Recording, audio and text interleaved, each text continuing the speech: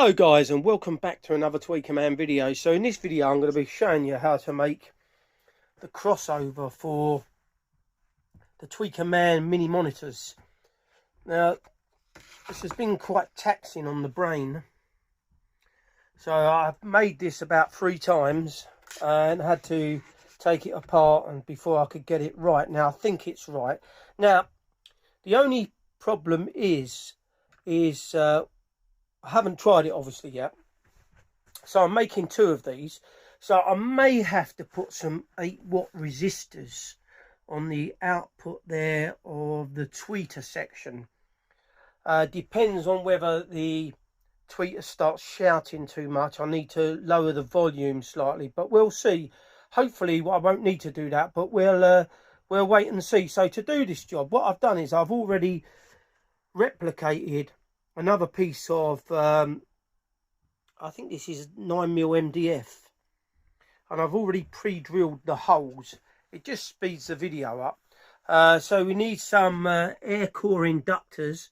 So these ones here are made by Jantzen audio, and we're using some Mundorf ecaps for the capacitors.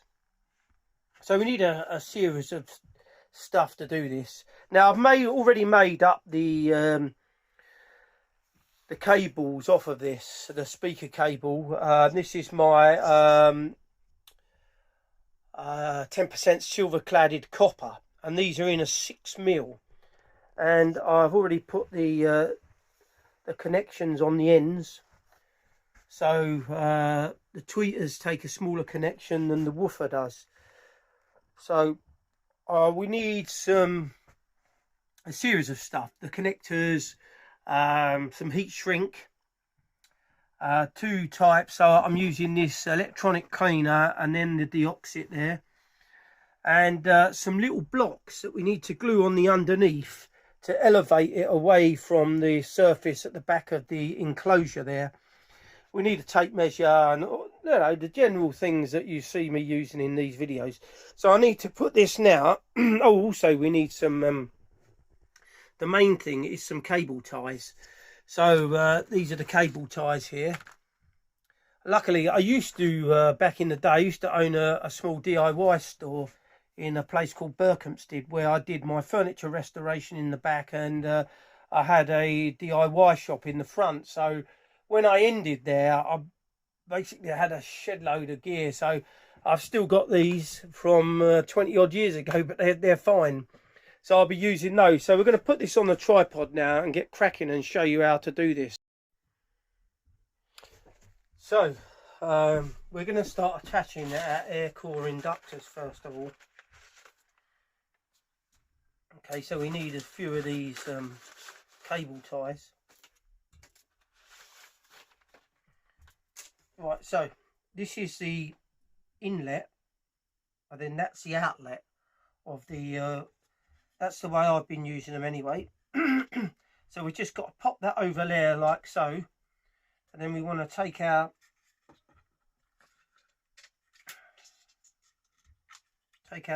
cable tie, or as the Americans call it, a zip tie.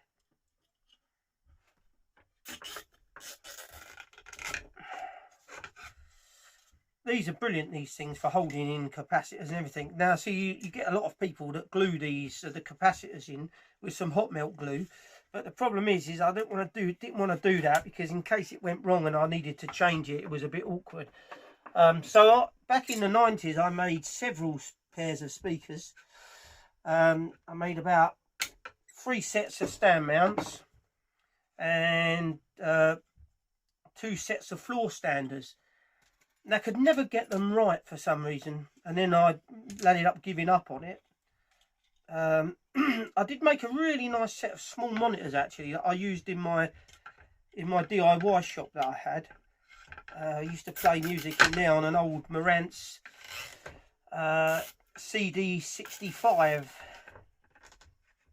which was a really old CD player. Well, it was sort of oldish then.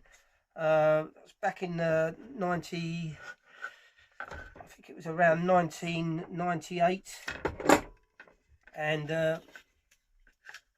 And I think the version I had at home was the CD63 Mark II Special Edition at the time. Right, okay, so we fixed that there like that. That's all nice and in place. Pull those leads through, make sure they're all through. Now, the next thing we need to do is to connect our capacitor there.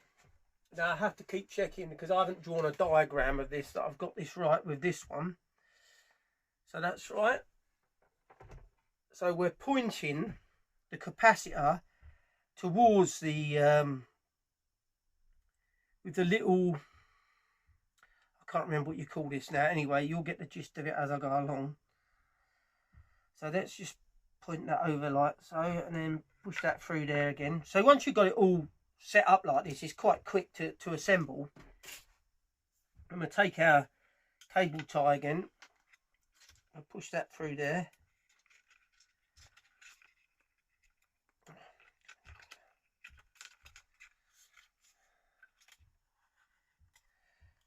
Okay, push that through there like that. Now this is, I'm going to be totally honest here, I've never built a crossover like this before. When I was doing the ones in the 90s, I had a company that produced them for me. I think they were just off the shelf ones, but I got in with this company. It was really good. They were called Spectra Dynamics, and the guy helped me out loads. So I sent him the drivers, and he calculated the crossover. Then I went to another company with all the stats, and they built them for me.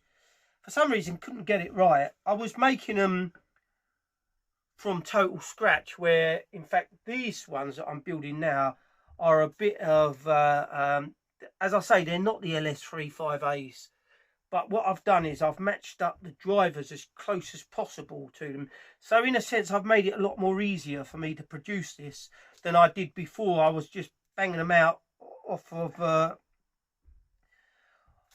off my own back and that, and they never perfectly worked out that well. I'm waffling again now. There we go. So we're fitting our next capacitor into this slot here. Okay, now we need another cable tie there, which we're going to push up there. Now I need to check this phone quite a bit, because for some reason this new, I've had it a while now, but this Xperia 1 Mark IV suffers from overheating problems, which is very annoying. So you can only do X amount of videoing before it gets a bit too hot and it shuts down. Now hopefully this won't take too long to get up to the stage we need to, and then I shall give it a rest for a bit. Then I'll be back. That's the only problem. It's a great phone, that phone, fabulous phone, but it's got an overheating issue, which is bloody annoying. But there we go. Right. My son keeps winding me up saying it's got cheap parts in it, but I just think it's the size of the battery that does it. I'm not entirely sure. So we've fitted our next capacitor in there. So now we've got to put this other air core inductor in. So we've got the same thing going on here. This is the inlet side of it. Well, this is the way I'm doing it anyway. And this is the outlet side. So we want to be able to fit that in. You have to sort of spin these around a bit to get them in the right place.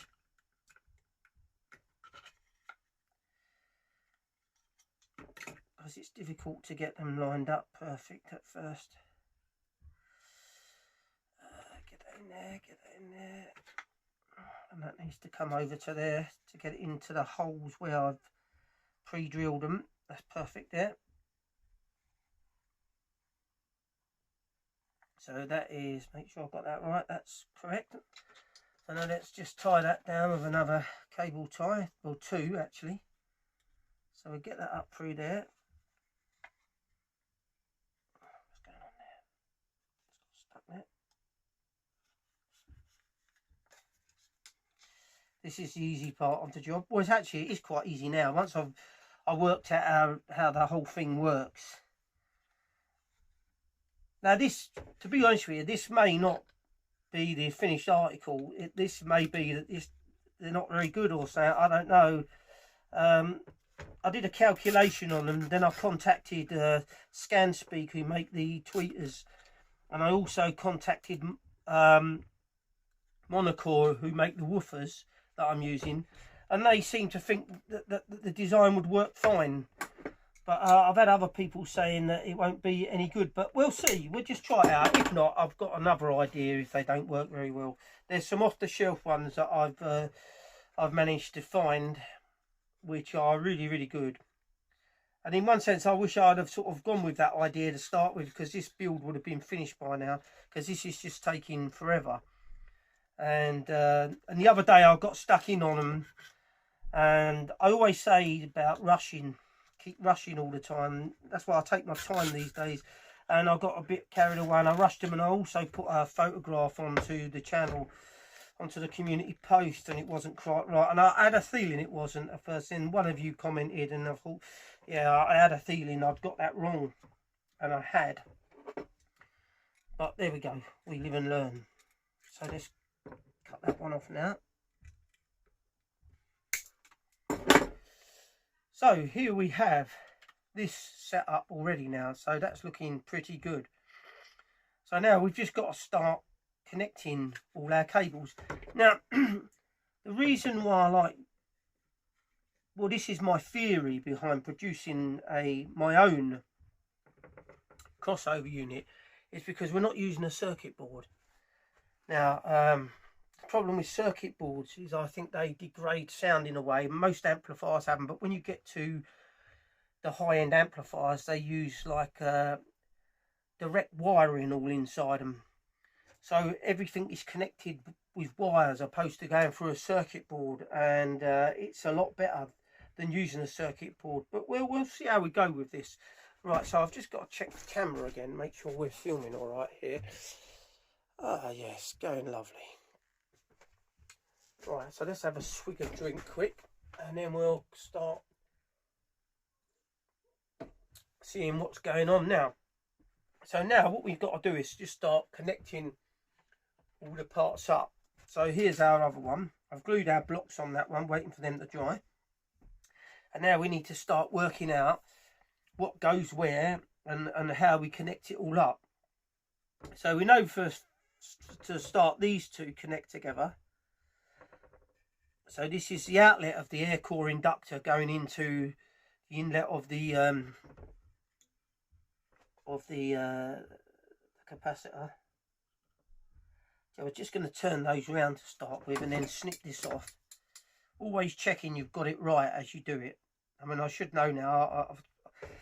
I've messed around with it so much. Okay, so now that goes on to the outlet of the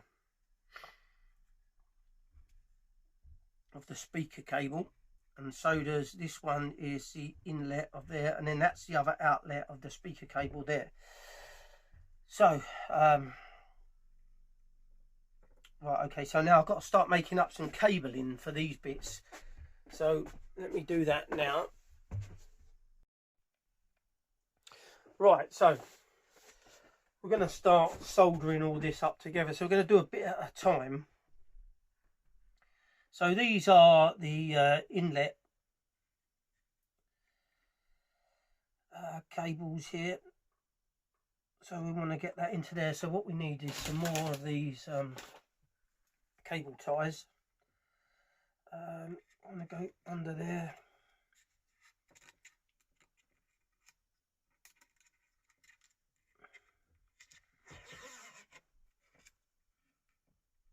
Okay, push that through there.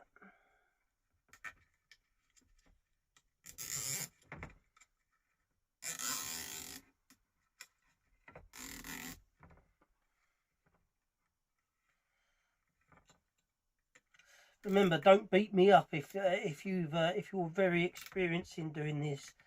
As I say, this is the first time I've built a crossover like this from scratch. As I said, I was buying off-shelf ones before when I was building speakers in the 90s.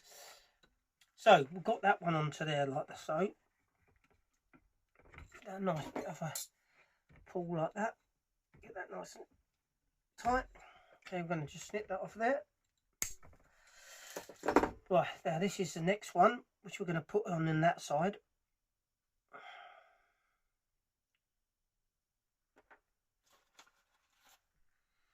So I've got quite a few new albums coming, which I'll be doing a video on soon. Some of them really good. Well, all of them are. Most of the stuff that I buy I tend to think is quite good. That's why I choose it. But whether the sound quality is brilliant or not, you'll soon find out. Right, so just pull that up like that. I'll stick that down that side there. Okay. Get that really nice and tight.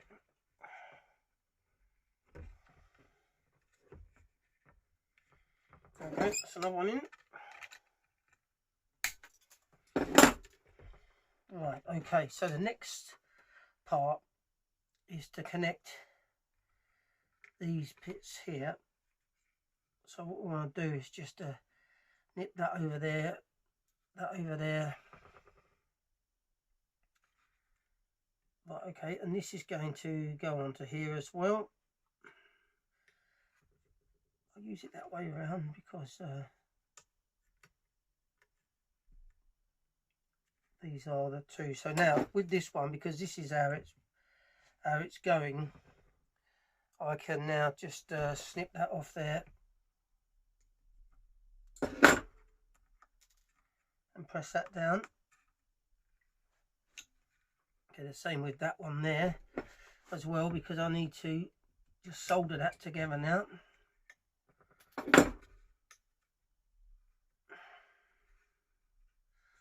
So let's just get that soldered up now. So I've got some solder here.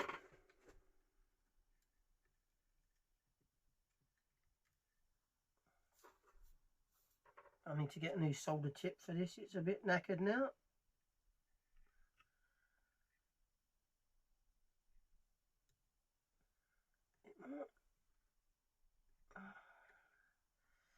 That's it. I want to make sure that they're really soldered down well.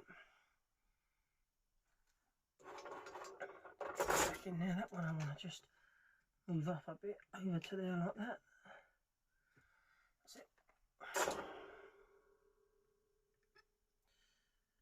I'm getting a bit, I need to get these done now because I've been listening to the Monitor Audio Radius 90s, and although they're quite good for a little speaker, they're not really up to the standard that I'm looking for.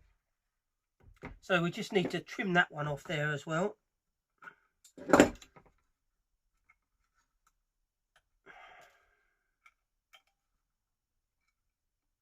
In fact, with these at the moment, I will be using the Monitor Audio Radius sub with them because I haven't got on. Well, I've got a customer to give me a sub, a Yamaha one, which I want to show you in another video.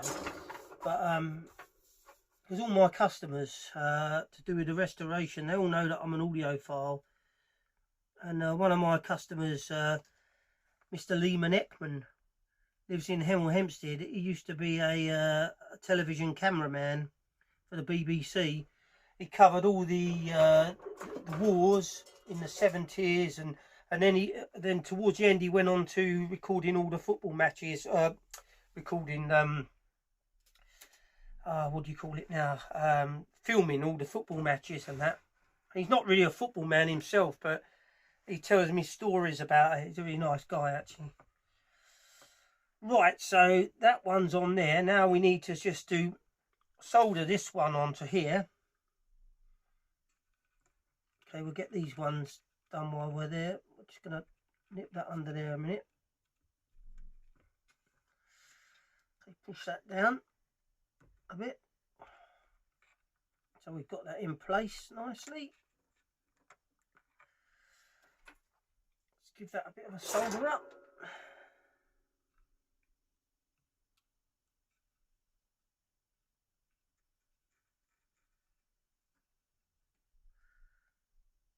Obviously, I like using plenty of solder because I don't want anything to have any dry joints over a period of its life. you often find with dry joints, it's obviously, well, not always, but sometimes it's because there's not enough solder put on. Right, so we've got that to there now. Now the next thing we've got to do is to fit this wire onto here. So what we're going to be doing is getting another one of our cable ties. These are great product, cable ties. Whoever invented these has made a shed load of money, but they're superb, especially for putting on wheel covers on cars as well, from losing wheel covers and that. Right, here we go, let's get that up. We want that to say exactly the same length. That is about there, and we want to keep that to the same like so. That'll be fine.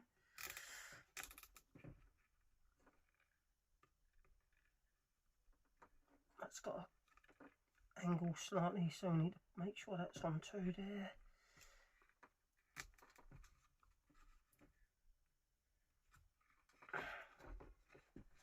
This would be very difficult to produce this without these cable ties.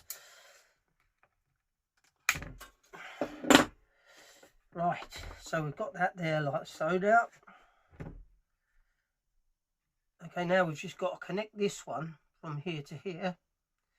But before we do that, we're going to fit in the other connections at this end as well. Okay, so we want to slide that under there as well to get that into its place. Get another cable tie. Want to go under.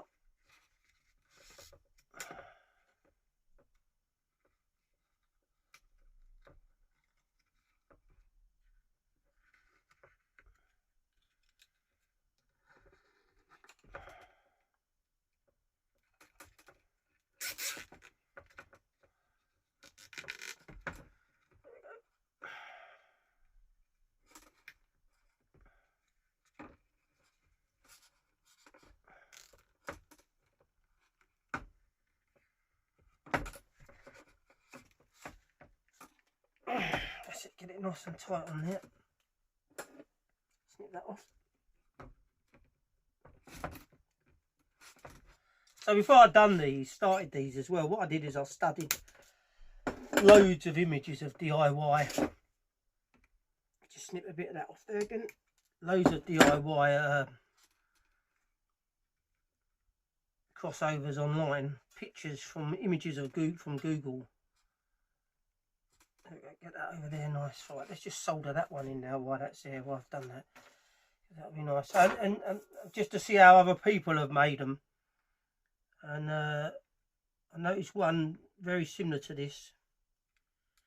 That's when I decided to do the design like this, to do with the magnetic field between the two, I think that's what you call it, between the two air core inductors.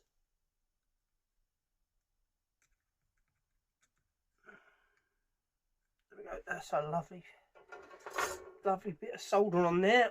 Right, so the next thing is now is to get this piece in here as well.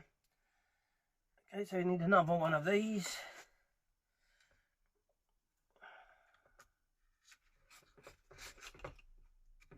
Overall, I don't think it looks fairly neat.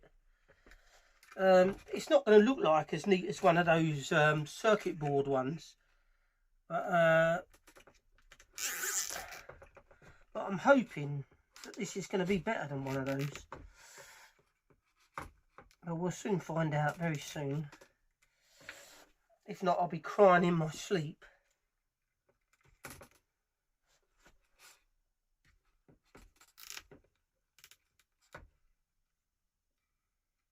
Make sure I've got that same length. Yep.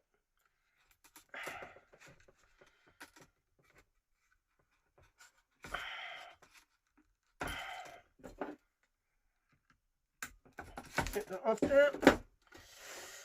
Right, so we're nearly there. We're getting there now slowly. So now we've just got to connect this piece here between there and there. How did we do this last time? Oh, I'm the wrong way round now. Let's do that way round. Yeah, right, okay.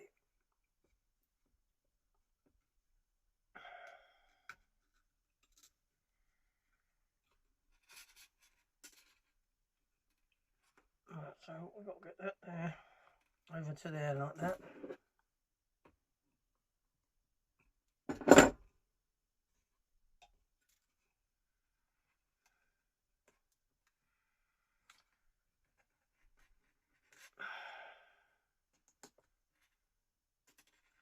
Let's get all that into there, and now we can try and attempt to solder the whole lot of that there.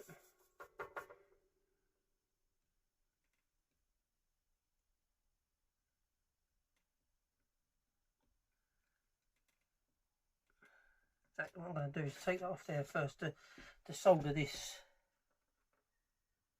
Solder that up first.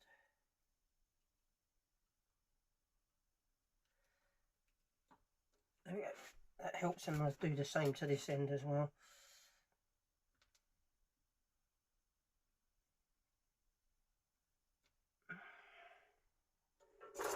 Right, so I need to cut some more solder off now. Let's just check the filming, make sure it's still going alright. No overheating issues. There we go, that's alright. Right, just chop a bit of that off. Now, where have we got to? Right, okay. So what we want to do,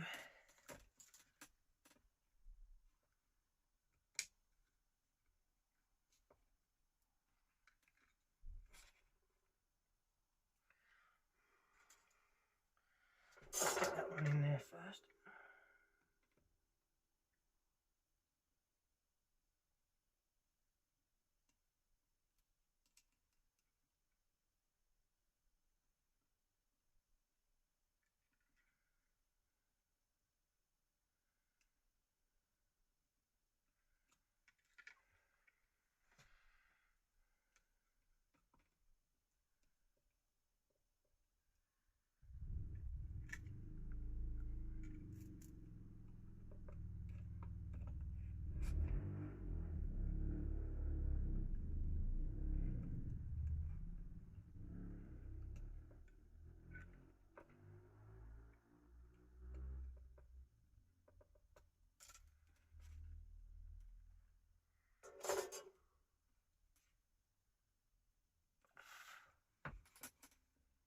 There we go. So there we go. I burnt the wood very slightly there because I had to hold it quite tight. Get that nice and round there, and then back onto this one now, which we can now cross those over. Let's just trim that off. And I think we're nearly there actually. All I've got to do after this is just to screw the blocks on.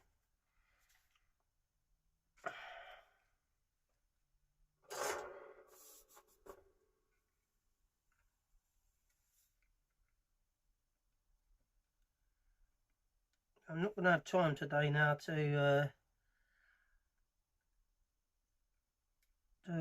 try these out. So I'm going to have to do on tomorrow evening probably. I've got a lot of work on at the moment still, which I've got to crack on with tomorrow, so I'm not going to have a lot of time. And as it's getting very late tonight now, so right, I think we're done actually. Right. Two of them. Identical. This one just got to have the blocks put on the underneath of it, and I'm just going to solder up these end bits so we can thingy, which I'll do now actually. We can get those soldered up. So these are going to go straight into the terminals on the speaker and then be bolted down. You don't need any connection, it's just like an Allen key bolt. I'm going to put quite a lot of solder on there because that's it.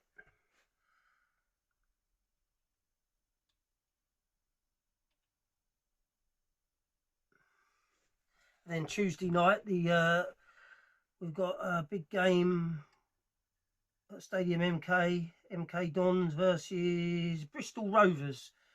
As the Dons, we're having a dreadful season this year. Last season we missed out on promotion by 1 point, and the owner decides to sell all our best players because that's what he does every season.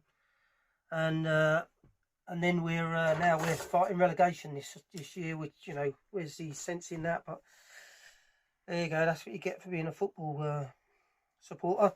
Right, so here we go, look. Two of them totally finished there. this one now, it's just got to have some blocks put on the back of it like this, and I'm going to drill those blocks out in a minute. So I've got some blocks here. I'm just going to put them in the same place, and then there'll be a hole drilled through them once they're dry, and then they're going to go on to they'll be screwed into the back of the cabinet. Let's get it about the same distance. Just leave it to dry on there, just push it in place. Overall, it's not too bad making these. It's just it's getting the you know, the design right in the first place. Now I won't know that for sure yet, but I'm hoping they'll be fine. I'm never usually that far wrong, but oh, that's what I'm saying. Don't think the wife would agree.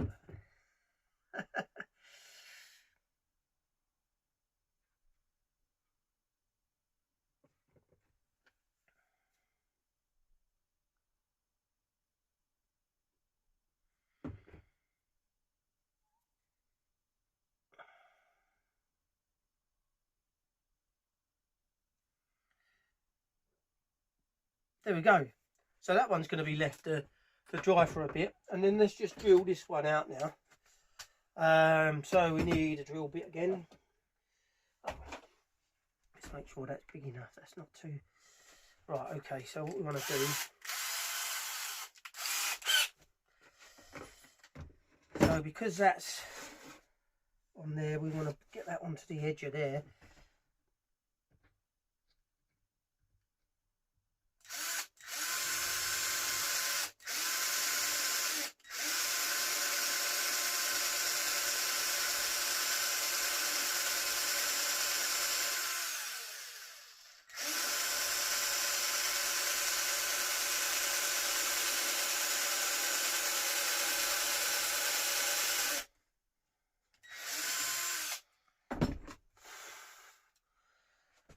There we go. That one's drilled, so I shall crack on and drill the rest of them, and then that'll be it. So I think that's it for this video. You've seen how that goes together. I'll be doing the video of fitting them up, so I'm going to fit one up myself to test it and try it out, and then we'll be doing another video on fitting one up so you can see how it's done, and fitting the insulation. Now I've got several bits of insulation now. I've got this product now, which looks like the other product, but this is a lot lighter, and it's very, I think I'm going to go with this, because this is wool. This is like what do you call it, all the sweepings they call it, of inside a wool factory, and then they produce this stuff out of it, so that should be good. So thanks for watching another Tweaker Man video. If you're new to the channel, don't forget to subscribe, don't forget to give this video a like, don't forget to press that notification bell so you're notified every time I upload a new video. And thank you for watching, guys.